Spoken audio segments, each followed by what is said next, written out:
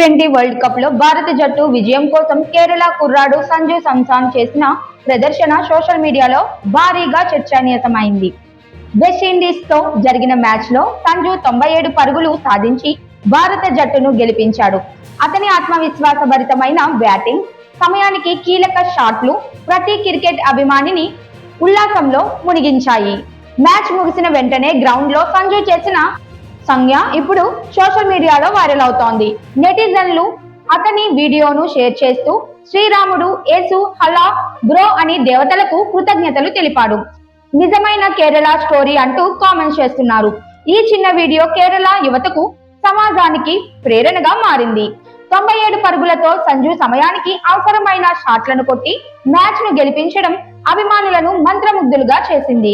ఈ విజయం కేవలం భారత జట్టుకు గర్వంగా కాకుండా కేరళ ప్రతిభను ప్రపంచవ్యాప్తంగా ప్రదర్శించింది.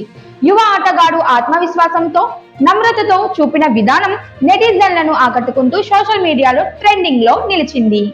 మొత్తంగా సంజు సంసాన్ ప్రదర్శన ఇప్పుడు కేవలం ఒక క్రికెట్ ఘటన మాత్రమే కాకుండా ప్రతి కేరళ యువకుడికి ఇన్స్పిరేషన్ లా మారింది.